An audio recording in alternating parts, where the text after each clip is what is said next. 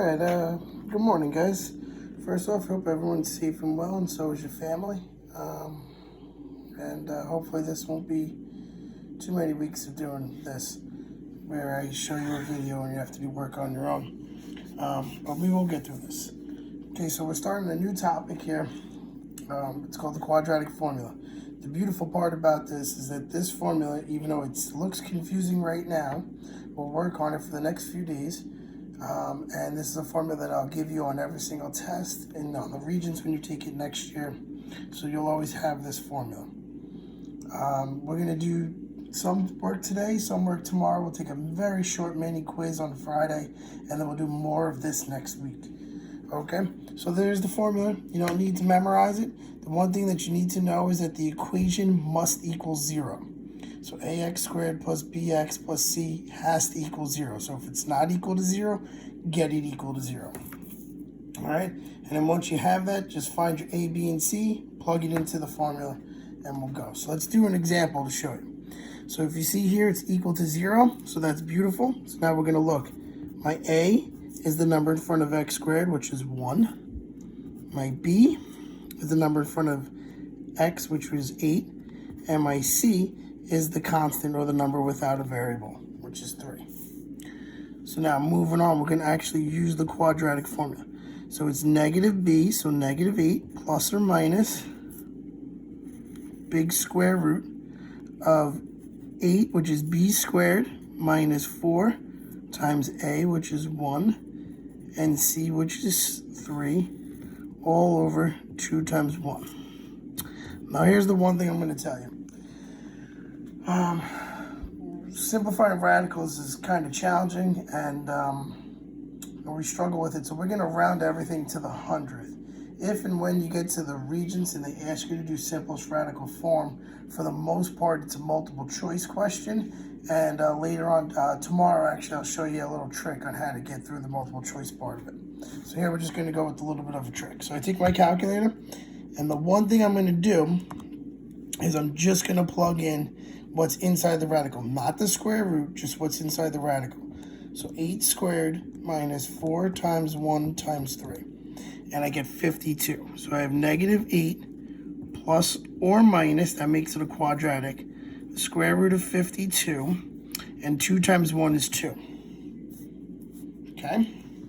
Now to finish the problem off, remember this is quadratics. Before we had this little hiatus from school, we were solving by factoring, which we're going to do in the next problem. But before that, we were factoring.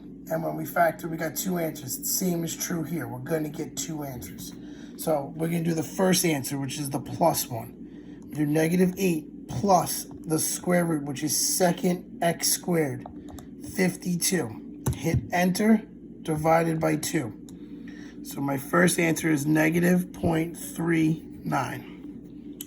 My next answer is going to be negative 8 minus the square root of 52. Hit enter, divided by 2, and I get negative 7.61. Those are my 2 answers, and I'm done with this problem. All right, now moving up. See here, I told you, factoring is probably the easiest one to do, but the one that you can't do as often. This quadratic formula is going to work on every single problem that we ever do. So you need to know it. We also learn about completing the square down the road. You see it here. We're going to learn about it down the road. And that's another one that works on every single type of quadratic. All right, so here, remember this is a tricky trinomial, so 2 times 4 is 8. What are the factors of 8 that add to 9? That would be 8 and 1. All right, this goes with the bigger number. This tells me they're the same. Reduce this one, or simplify this one. So I have x minus 4, 2x minus 1 equals 0. Remember, this is review, so we're going to t-chart it. To solve this one, I add 4. To solve this one, I add 1, and then divide by 2.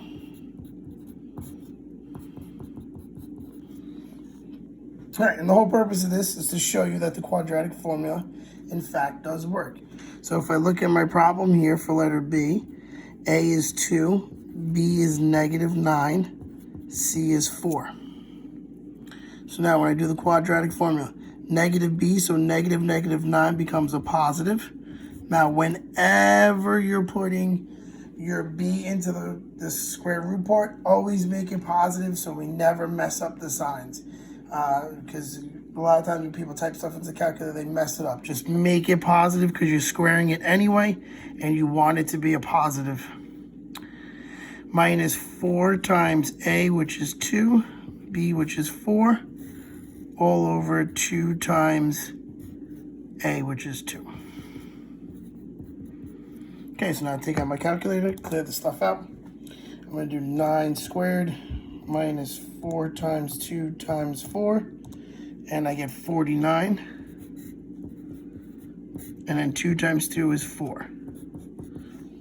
So 9 plus the square root of 49 equals, divided by 4, x is 4.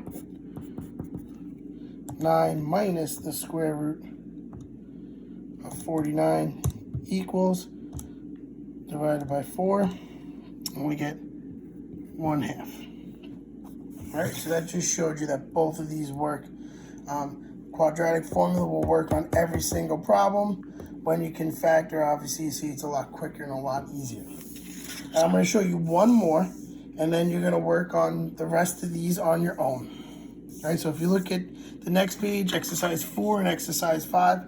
Now, see, it says simplest radical form, okay, but we want to round to the hundreds on all of them. So I wrote it on here, round to the hundreds. So any of these that you need to round it to the hundreds. If they come out as whole numbers, leave them as whole numbers. But I want to show you letter D on exercise 5, because if you notice, it's not equal to 0. So what the first thing I need to do is subtract my 7 to get it equal to 0. And remember, when we're talking about like terms, right? None of these are like terms, so I just bring it down. I got A equals 2, B equals 8, C equals -7. So now the quadratic formula, which I put on the top of every page we work on, will have the quadratic formula right here. So make sure you take a look at it whenever you're stuck. It's right there. And then we just plug and chug, plug the stuff into the formula and roll with it. So I have negative B, so -8, plus or minus square root of B squared minus 4 times A times C, all over 2 times A. Take out my handy dandy, clear it out. I got 8 squared minus 4 times 2 times -7, and that gives me 120. So I have -8 plus or minus square root of 120. 2 times 2 is 4. Take out my handy dandy again, right? -8 plus the square root of 120, enter, divided by 4, enter, and I have 0.74. And on the other side, I do the opposite, -8 minus the square root of 120, hit enter, divided by 4, whoops, enter, and I get -4.74.